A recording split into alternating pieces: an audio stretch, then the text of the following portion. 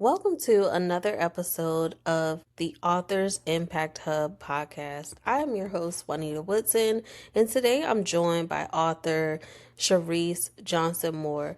We are discussing her book, Come Into Loving Yourself. Make sure you tune in all the way through, and then be sure to leave us a takeaway at the end. And remember, your story matters.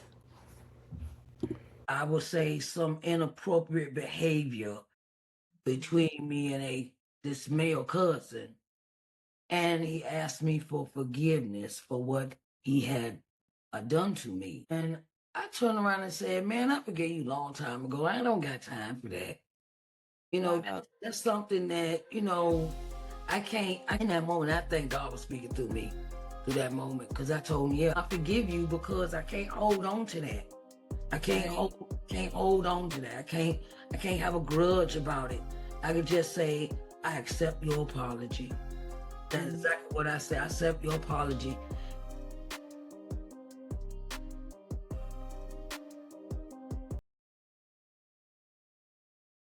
All right. Hello, everyone, and welcome back to the Authors Impact Hub podcast. I am your host, Juanita Woodson, and today I am joined by Miss Sharise Johnson-Moore.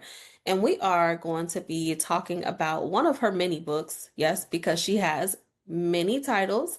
So I always, of course, give the authors an opportunity to introduce themselves. So, Miss Sharise, for anyone who may not know who you are, can you tell us a little bit about your background, where you are from, and the title of the book we're going to be discussing? Hello, everyone, and how is everyone doing today? Sharise Johnson-Moore here, and I am the owner of Sharise N. Johnson-Moore LLC. I'm a publishing consultant and visibility coach. And I love helping entrepreneurs, authors, faith-based leaders, and creatives get seen, be seen, heard, and known. And I live in Uniontown, Pennsylvania, and I started my business 9 years ago with my first book. Nice. Okay. So Uniontown, PA. How far is that from Philadelphia? Okay, that's quite a ways. I'm I'm 45 minutes outside of Pittsburgh. Okay. So you're like up north. Okay. I'm on the other side, like going towards Erie Lake. Erie. Okay, I know Erie, PA. So I was actually, fun fact, I was born in Chester, Pennsylvania. So I've been Chester, Virginia. Now I'm here in Georgia. Yes. So whenever I hear people say Pennsylvania, I'm always curious to know where exactly you are from. Awesome. So let's get started with a little bit of an icebreaker before we get into our Q&A. So, if you could describe your author journey in one word, what would that be and why? The one word would be it would be um uh, uh self-improvement. Okay, I like that. Self-improvement. Yes, ma'am. Okay, and why self-improvement? Okay. So why I say self-improvement because my first book is about self-help. And sometimes in order for us to step out from the old you got to improve the new you. Come on. So, it's more of stepping out from, you can't put as they say, you can't put new wine in old skin, lambskin bag. So that is the word I have and why I use that because my book freed me from my old me. Awesome. I love that. And I'm sure so many other people can relate to that, right? So, improvement. Love it. So, what's the title of the new book that we are going to be talking about today? Well, it's not really a new book. It is Okay. my first book, but it Okay. just has a new cover. I redesigned my book cover. This is okay. hold on. Okay. This is the first cover. This the first cover. And this is the revamp cover. So, still same writing, nothing has changed, just a new cover. And that book, um, it has been my book of freedom. Been my book of freedom. It is about my life from age 2 until the age of 41. Okay. And I didn't leave anything out of the book, anything out of it. It became my freedom book because I had just experienced 3 major deaths in my life. Well, And the 3 deaths was my grandmother who raised me from a baby. She passed November 2011. Then my father passes 2 weeks. He passes 3 years, but 2 weeks before my birthday, July 2014. Then my mother passed 6 months later after my father in November of 2015. And I heard sitting in my mother's funeral, and I heard the voice of the Lord say, "Now it's time you write your book." And I'm sitting there like, okay, right now? anybody else in it. So the voice spoke 2 more times and repeated the same thing. On the third time, I said, "Okay, Lord, whatever you want me to do, I'll do it. I'll be obedient."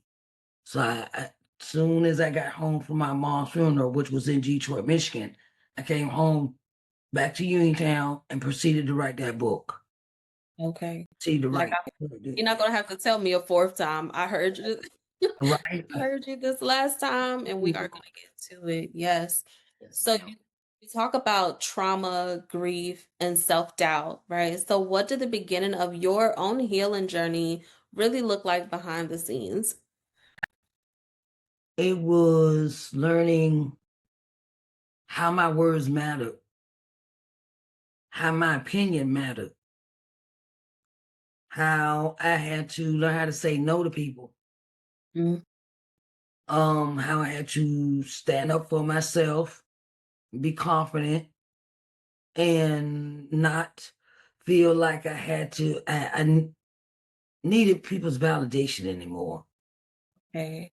And just freeing my mind from all the things I was holding on to. The people, places, and things, and then learning how to have discernment. Because during this process of writing the book, me and God, well, before that, I say my grandma passed. That's when me and God really reconnected. We Okay.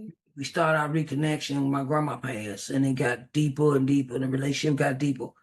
And then that's when he gave me the instructions about the book. Because losing loved ones like that right behind each other, that could crumble somebody. It could really Absolutely. crumble your spirit, your mind, and your soul. Yeah. But I guess God had other plans. you Yeah. know, because we not know the ways of His ways. That we don't know the plans He have for us. Just Absolutely. have to learn how to be obedient. Yes, and just trust his plan even when we don't always know the outcome, right? And I think for me it's just always been he never wastes anything. So even those painful seasons, right? Back to back you had to deal with those painful seasons. So Mhm. did writing help you to kind of heal and handle your grief during that season? It made me reevaluate myself. Mm, It made me reevaluate the relationships I had with people. It yeah. made me really dig deep within myself and learn what I was missing. I Okay. learned what I was missing when I was growing up. I learned um, and I also learned some things that I had passed on to my children that were not good things. Okay. I learned that I had to, with my grandmother's death, she taught me to love people for who they are. Don't pass judgment on them. If they need food, you give them food. They need to take a shower, take a shower. Those things. love people for who they are. My father taught me with his death, the lesson I learned from that was that no matter how far, no matter how broken you think things are in your family, fix them. Stay communicated. And my mother, my mother's death showed me that don't be scared to tell your story and speak up for yourself. Because before she passed, I say 5 years before she passed, me and her sat down, had a real deep conversation, and I realized that my mother experienced some things. We on a parallel with some of the things she experienced, and Okay. and so she kind of helped me understand why she did what she did when she did it and how she did it. And then I Okay. was like, well, okay, let me go ahead and fix what I did. I kind of did a repetition with her. I mean, repetition where she did her life with my kids, and I had to go back and I'm trying to repair the relationships with my children. Yeah. Yeah. So yes, ma'am. And I think it's honorable that you were able to have that conversation with her, right? And you were able to kind of get that understanding before she left this earth, right? So Yeah. that almost maybe was like part of the beginning of your healing journey too. So what was maybe one of the biggest lies you had to unlearn about yourself? Because you said that you learned about you during this journey. One of the lies I had to unlearn about myself that I'm not stupid. I'm Mm, not dumb. I'm not nobody wants me. wow. I'm not, you'll never amount to anything. And from that, I learned that God loves me. Yes. I don't need no validation from the world to love me. I learned that God loves me. I mean, all through my mess, He still loved me. Yes. And that was another revelation I got during writing the book, was that God was there from the beginning, from my birth. And I didn't realize how much covering I had over me. And I learned that I am somebody. I am somebody. Yes, just say Like just that bold, right? Like, I yes, I am somebody. am, and I'm smart and I'm resilient and I'm fearless and I'm wonderfully made by God above. And you don't have a heaven or hell to put me in. So keep it moving. you Yeah, know. Yes, yeah. ma'am. Like I saw you light up, right? When you said I am somebody, that did something to your spirit. I could tell. Mhm. So continue saying that to yourself. Continue saying that because I it get up in the morning. I get up in the morning and say lots of affirmations in the morning. That is one of my affirmations. I yeah. am somebody. I'm smart. I'm resilient. I'm beautiful. I am, I got a business. I've created a new life for myself. I've done a darn good job with the life I've lived to be 54 years old. Absolutely. Absolutely. So what was that moment when you realized that you were no longer the same person? Um, I realized that when my grandma passed, I kind of realized that it was a slow progression, a slow Okay. progression where where you got to tell, where I'm the person everybody come help me, do for me, and it's like, hold up, don't y'all got a brain to think, you know, and I had to learn how to have boundaries, and I realized that in my life, and then, excuse me, I writing this book, it brought me to a full, this is me, let me love me. Because I was so busy giving to everybody else, and my cup was empty. Mm, And I realized, look, I can't have no empty cups. I can't do empty cups. So I had to pour back into me. and really get back into what I like to do for me, what Yeah. I wanted to do. I like to travel. I like to make my little crochet boxes, my little baskets, and I like to do little different things. And now I realize God has put me into a teaching mode, a teaching lane. And now I want to teach other people that want to write their books and how to write their books, and and walk them through the process, because I see a lot of authors out here that are just give me the money, we'll write the Mhm. book, and they're not taught nothing else, Nothing else after. That's so true. Yeah. right? Yeah, so that's where God is leading. Because I used to play school when I was a little girl. I used to play school, Yeah. play like with dolls and all that. And have my grandma actually bought me a chalkboard, and I'd be acting like I was a school teacher. And now that has come to full fruition. I'm a school teacher, and I teach other entrepreneurs how to write their books. And from the process of beginning of an idea until the marketing and advertising part. So that's what I teach. Okay. I love how the things that we love to do when we were younger, right? Like I know for me, I was always reading, I was always writing. So then now to be walking in that. So same thing.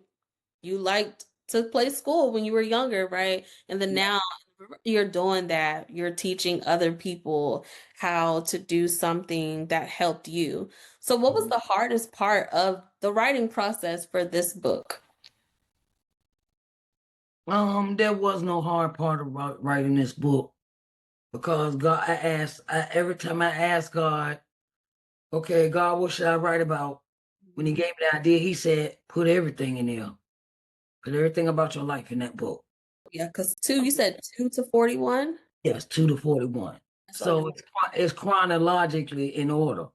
Okay. So I put it in the book the way it came to me, and with that, Um, I just and then I said, "What am I title?" He gave me the title, Coming to Loving Yourself, because this is a book about coming to loving you, loving yourself, loving everything about you, not just not just what people think of you, but what you think of yourself and how you see yourself.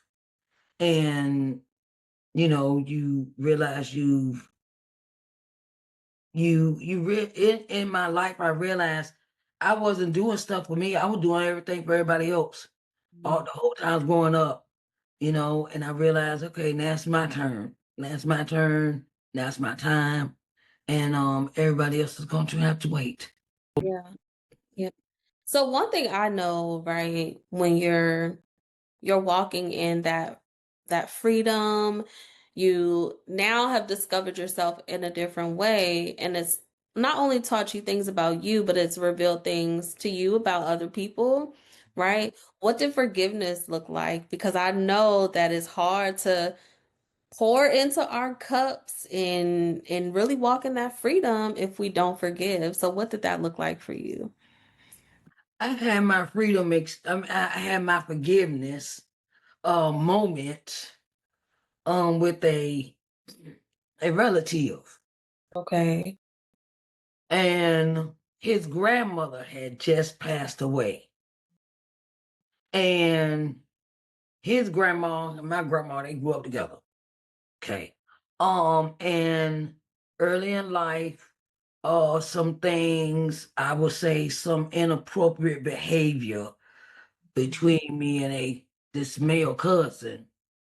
And he asked me for forgiveness for what he had done to me. And I turned around and said, "Man, I forgave you a long time ago. I don't got time for that." Wow. That's something that, I can't, in that moment, I think God was speaking through me through that moment, because I told him, yeah, I forgive you, because maybe I forgive you because I can't hold on to that. Right. Can't hold on to that. I can't have a grudge about it. I could just say, I accept your apology. That's Mhm. exactly what I said. I accept your apology, and I forgave you a long time ago. And that's what he was like, I think he was kind of shocked.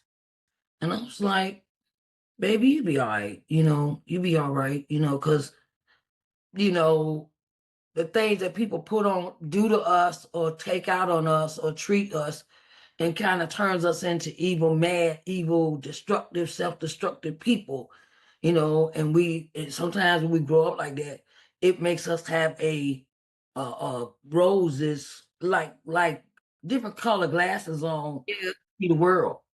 And then, sometimes we think, we'll go out in the world, we think everybody like that. But everybody's not like that. And you can't protrude your pain on the other people. So, and that's how that moment happened for me. That was before I wrote my book. Wow, so that happened even before. So God Mm. was already lining some things up for you, right? The conversation you had with your mom, the forgiveness of the family member. So all of these pieces were lining up to where you could write this book and truly Yes. have that transparency in it, right? So there may be somebody who's just in the beginning of their healing journey. What's one step they can possibly take today? Have a conversation with the Lord. Take all, take everything to Him. Yeah. That's where it started for me, where I was having conversations with God, and that's how it started with me. And really, I say go to God in prayer, take everything to Him, because some things we can't get humans to solve. We can't go to humans and bear our souls because people have a tendency to pass judgment. And God does not pass judgment. God always has a forgiving heart. And no matter what that is, you take it to God. Could develop a relationship with God. Because humans have a long way to go. Yes. Absolutely. Every day is a journey, but thank God that He died for our sins, right? Yes, ma'am. Yes, ma'am. So that we have an opportunity to try to get it right every single day. So Yes. I know you said some affirmations, right? And you also have affirmations in this book.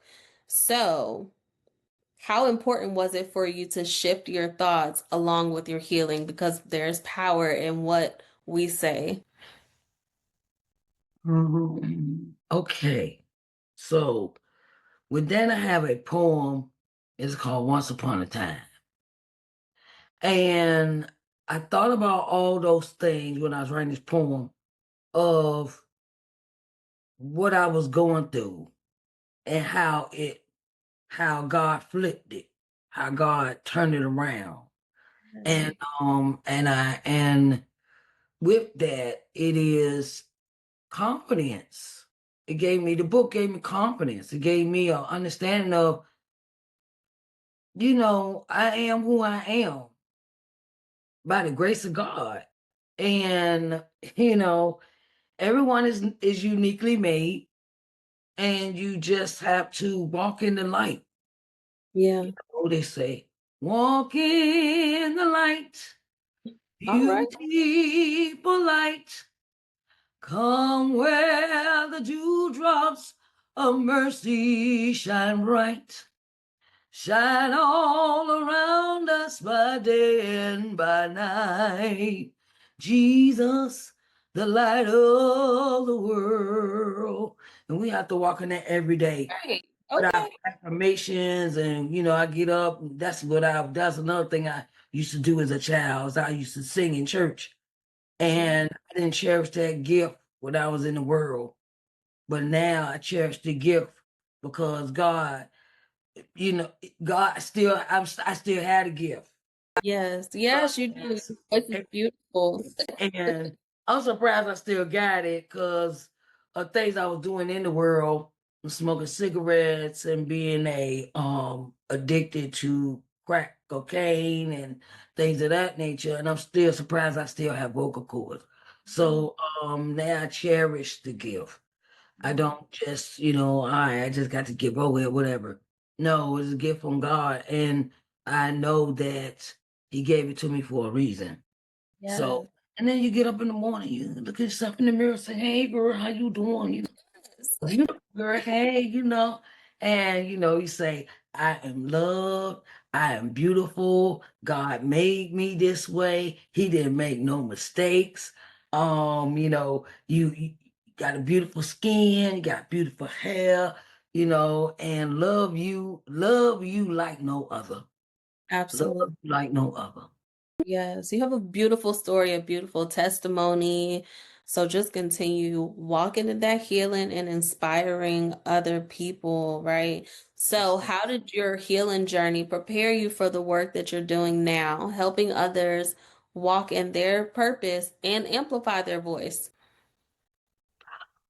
Okay, so walking in my purpose, walking in this purpose is not by accident.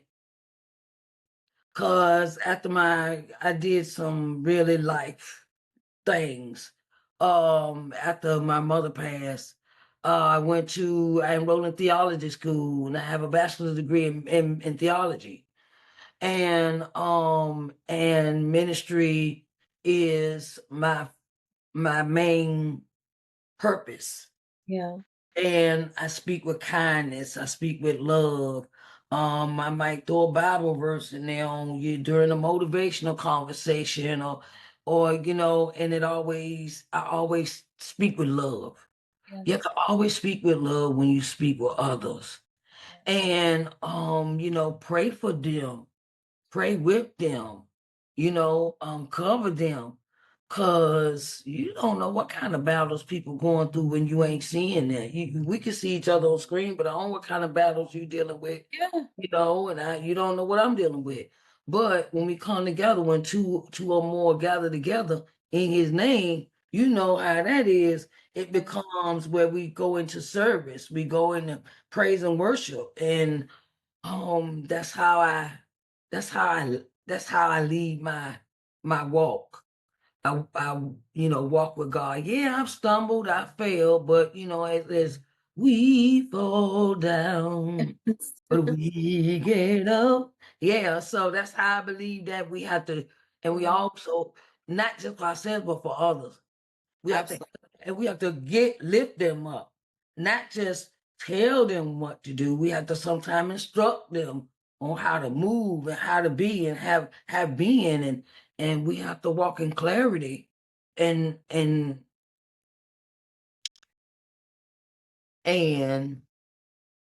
you have to be led by God. That's it. Cause this walk sometimes, you don't know. Sometimes I say it like this: you don't know where your bill money coming from, but you help this person over here, and God will end up blessing you in another way. And God is always in the blessing business. And sometimes this walk ain't all about no money. Okay. And It's that souls, about lifting up souls, and helping them, giving them words, encouragement. It's been a lot of times in my business where I would just walk right into helping the person and would bypass about talking about some money, because I know they needed the word more than they needed a invoice slip. absolutely. Yes, ma'am. So Yes. being led by God for sure, He definitely Mhm. will lead and guide you and provide, right? When we're obedient to what He Yes. tells us to do, we Mhm. lack nothing. So that has definitely been my test and my testimony in my life too, for sure. So Yes. when we think about being led by God, right? He led you to write this book. So what Mhm. do you feel is the core message God wanted you to share through this book? Trust you. Trust. Trust him, and trust what he tell you to do. And when it is not for you, God will let you know. God will Yes. let you know that ain't for you. That I ain't asked you to do that. That no, go on sit down somewhere. You Yeah. know how. How your grandma say, go on, sit down and sit down somewhere, because you're in grown folks' business. Yes. Sometimes this book is about walking out of the darkness. Cause I Mhm. was walking in some darkness, child. Walking out. I was in the darkness, living in the darkness, and then the three deaths brought me to the light. Yeah. So it brings you out. It makes you think. Well, a lot of things, you did make this choice now. You did make this choice. And now you got this new life. You either say yes or no, or or I say, I always take it to God before I turn around and do something. Yeah, absolutely. I always discuss my moves with God. And he's not led me astray. So it also calls for having a deeper relationship with God and during this course of the book. Um and um and some things that teach you not to keep making them get off that first wheel, keep going round and round. You think you're going somewhere, you ain't. You just go around in circles, and it's taught me a lot. It teaches that. Okay, Yeah. this pattern keeps happening. Why do I keep doing this pattern? Okay, all right, time me to get off this Ferris wheel and let me start thinking. And it calls for a new mindset. This book also asks you for a new mindset of how to think, of how to really trust your feelings, and don't stay where you're not wanted. Do not Wow. stay where you're not wanted. You're not appreciated. And everything look good to you ain't good for you. Wow, there are, listen, 2 to 41, there's a lot to Ye- unpack here. I know that there Yes, are a lot of lessons that you learned. yes, So ma'am. what do you want readers to walk away feeling or knowing after they put your book down? Wow, she went through all that and then come out like this. What's my problem? Like what I'm with, what my excuse is. I don't have an excuse. I want them to walk away with a clarity of you have a brain Yes. and you have to use it more wisely with Mhm. the choices and to trust God in everything. Absolutely. Trust God in everything and um love yourself. Sometimes we get into the relationships, we think these people, places, and things are for us, and God sat there and told us, look, that ain't for you, that person not for you, this thing ain't for you, this man ain't for you, this woman ain't for you. Um, when you gonna take the blinders off, and you have to learn how to listen, discernment. This book will also awaken your discernment to listen more to God when it comes to those things in your life. So I want them to walk away with clarity, with loving themselves, and to learn how to have boundaries and trusting themselves as well.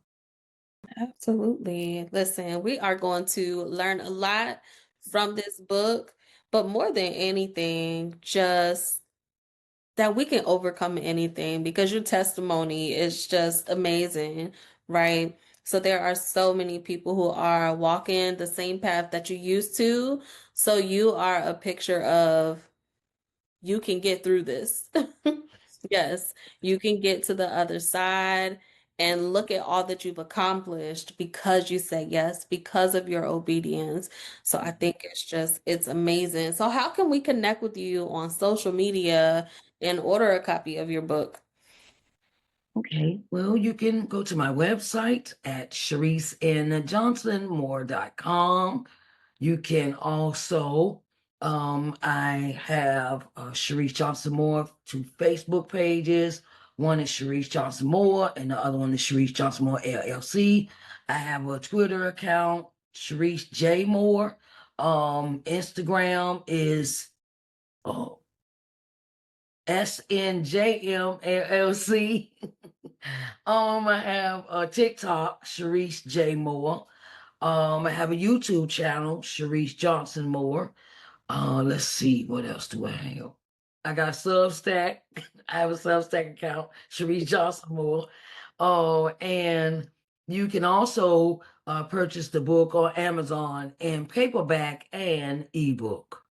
Yeah, that's awesome. So you can find her on all of the platforms. Listen, she's gonna make sure that you see her and she is visible, but you also help authors with visibility as well. Can you tell us a little bit about that? Okay, I have a product. It's a service, really. It's a service. It's called one-on-one visibility coaching session. And it is where we sit down and we start from the beginning of what do you want your business to look like? What do you want your author, entrepreneur, base leader, what do you want it to look like? And how we're going to create your platforms, what your platforms will look like. We will sit down and create your content. We'll create your marketing and advertising.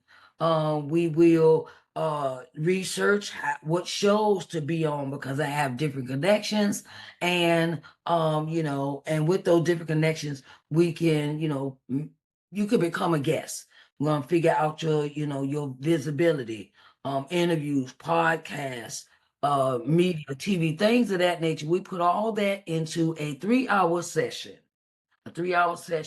and we sit down and we work it out. And then we'll follow the plan. You'll have a plan created for either 3 months, 6 months, 9 months, or 12 months for your visibility plan for your business. I love that. Yes, yes. So not only are you writing the books, you are taking what you learn and helping other authors to be successful. So important. And it leads me to that last question, right? So what impact do you want your book and your work to leave on the world? A positive one, positive, uplifting, spiritually led, and I want you to go higher. I want you to go higher, higher, higher in your way of thinking, higher in your spiritual being, and you know, walk. Not just talk, not just do a bunch of talking, but we have to also walk the walk. And and hold your head up high. Child, hold your head, hold your shoulders back, and make it do what it do for you, boo. Okay. I love that. I love that. Yes. Well, thank you so much, Miss Sharise, for coming on and sharing, dropping those gems, reminding us to affirm ourselves in the morning, right? Speak life to ourselves. I really appreciate it. Listeners, make sure that you go and connect with Miss Cherie. So you can't tell me you don't have Facebook, but you have Instagram. You can't say I don't have Instagram, but you have what you said Twitter. Like whatever platform you are on, you are going to find Miss Charisse. So make sure you go and connect with her, grab a copy of her book, and then head to Amazon and leave a review. We know that as authors, those reviews, they do matter. So I always like to just add that and share your takeaway from this interview, right? She dropped so many amazing gems. So like, subscribe, share this episode and share your takeaway in the comments below. Until next time, y'all take care. Thank you for joining me.